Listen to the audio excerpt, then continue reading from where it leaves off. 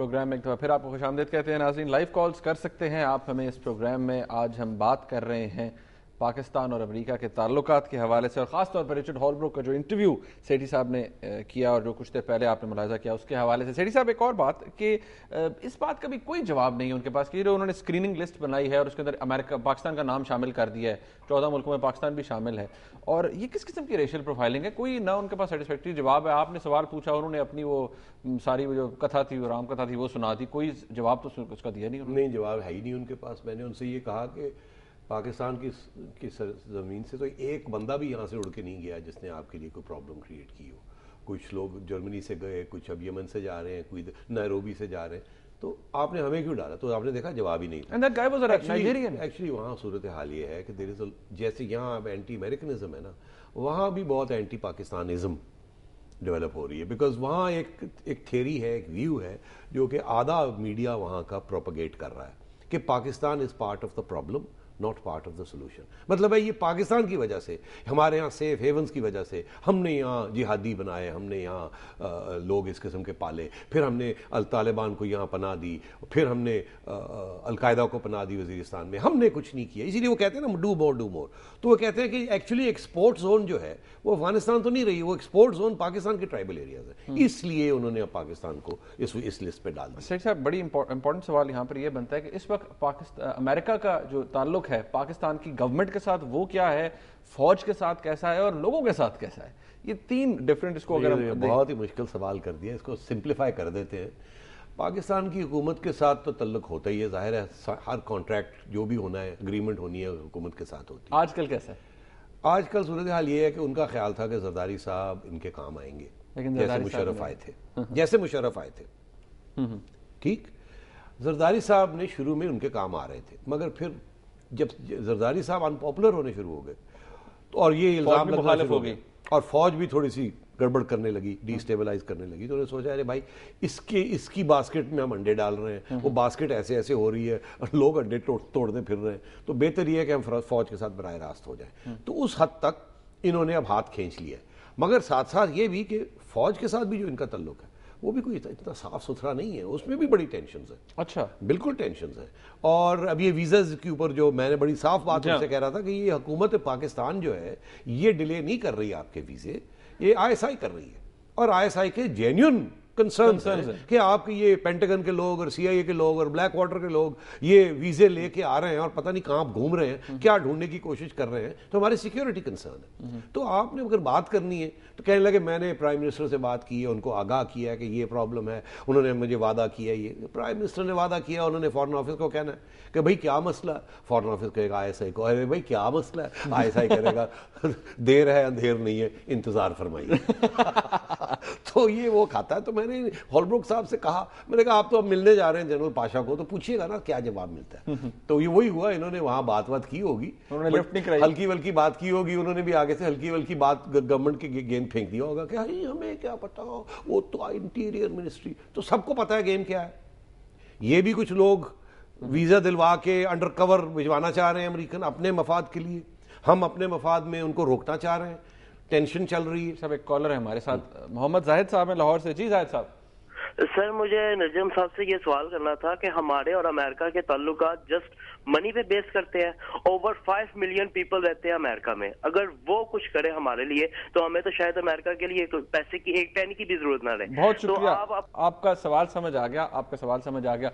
जाहिद साहब कह रहे हैं, 2 सवाल हैं इसमें। एक सवाल ये है कि अगर पाकिस्तानी जो वहाँ है या मुसलमान जो है वो पाकिस्तान की अगर मदद करे तो हमें अमेरिकनों की क्या जरूरत। आप तो वो पूछे ना उनको, वो क्यों नहीं करते। ठीक है, तो इस बात को तो छोड़ दीजिए। दूसरी बात आई कि अमेरिका की जो हम पैसे का तल्लुक है, सिर्फ मॉनेटरी अरेंजमेंट है। बात यह है कि हम हैं भूखे नंगे। ठीक है, सीधी सी बात, बड़ी सख्त बात है। हम हैं भूखे नंगे। ठीक है, हमारे में कोई सेल्फ एस्टीम नहीं है, हम अपने पाँव पे आज तक खड़े नहीं हो सके। हिंदुस्तान पहले दिन से अपने पाँव पे खड़ा हुआ, मुश्किल फैसले किए और अपने पाँव पे खड़ा हो गया, जेबें काटी, बेल्ट टाइट की, पाँव पे खड़ा हो गया, अब खुशहाली है। हमने पहले दिन से हमने अमेरिका के ऊपर डिपेंडेंसी की, उन्होंने कहा ठीक है आओ लो, जैसे बैंक लेते हैं, बैंक से आप लोन लेते हैं, बैंक के ऊपर डिपेंडेंट हो जाते हैं ना, फिर बैंक मैनेजर आके आपकी कंपनी चलाता है। इसी तरीके से ये हुआ। हमारी फौज ने उनसे हथियार लिए, पैसे लिए, क्या नहीं लिया। सबसे ज्यादा इमदाद पाकिस्तान को अमेरिका से उस दौर में मिली जब मिलिट्री इस मुल्क की हुकूमत कर रही थी 3 दफा 30 साल। आप देख लीजिए कि सबसे ज्यादा पैसे कब आए और सबसे कम पैसे कब आए अमेरिका के, जब सिविलियन हुकूमतें यहां थी।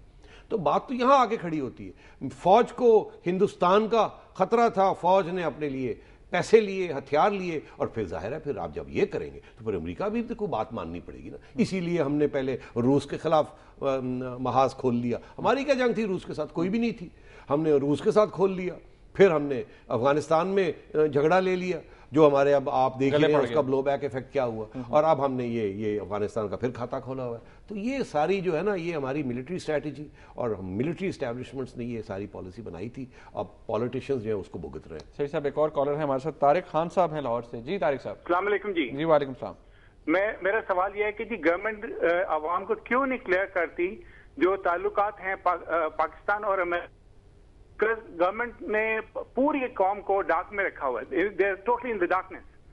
बहुत शुक्रिया। मुझे डर ये है कि जो जी नहीं, तारिक साहब वो कह रहे हैं कि डार्कनेस में है, लोगों को नहीं बताते, आवाम को नहीं बताते कि किस तरह का रिलेशनशिप है पाकिस्तान और अमेरिका का। मैं बता देता हूं पहली 2 बातें यहाँ। एक तो तारिक साहब सुन लीजिए जी, कि गवर्नमेंट वो बात बताती है जो वो समझती है आवाम हजम कर लेंगे। जो उन्हें पता है आवाम हजम नहीं कर सकती वो बताते ही नहीं। जैसे मैंने ड्रोन्स की बात की, मगर गवर्नमेंट के अपने मफाद होते हैं, नेशनल सिक्योरिटी एस्टैब्लिशमेंट के अपने मफाद होते हैं। अब मतलब ये बड़ा आसान है यहाँ कहना कि अमेरिका को निकाल दें, हमें कोई पैसे की जरूरत नहीं है, हमें अमेरिका के कैरी लूगर की जरूरत नहीं है, फलानी चीज नहीं। यही तो वो हॉलब्रुक कह रहा है ना, अब जो हिलरी क्लिंटन भी कह के गई कि आप इतने हमसे नाराज हैं तो ना लें, तो मत लें पैसे। तो किसी ने यहाँ चू नहीं की, सबने कहा नहीं पैसे तो चाहिए, मगर इफ बट ये वो यही किया ना। बात ये है कि पैसे के बगैर आपके ना जहाज उड़ेंगे, ना तेल आएगा।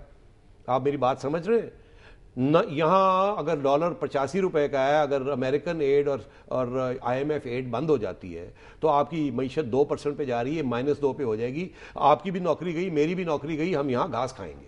हमने इतनी डिपेंडेंसी क्रिएट की हुई है अमेरिकन इंस्टीट्यूशंस के ऊपर, और हमारी फौज की भी इतनी डिपेंडेंसी है ऑन अमेरिकन वेपन्स। आपने देखा वो F-16 के ऊपर कितना लड़ाई झगड़ा हुआ था।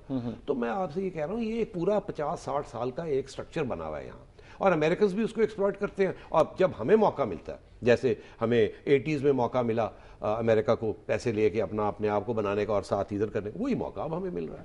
खेड़ी साहब वक्त खत्म हो गया है बिल्कुल। और नाज़रीन आपने आज का प्रोग्राम देखा, मैं बहुत शुक्रिया अदा करना चाहूँगा उन कॉलर्स का जिन्होंने हमें कॉल की, और जिनकी कॉल उनसे एक्सक्यूज़ करना चाहेंगे जिनकी कॉल नहीं मिल सकी।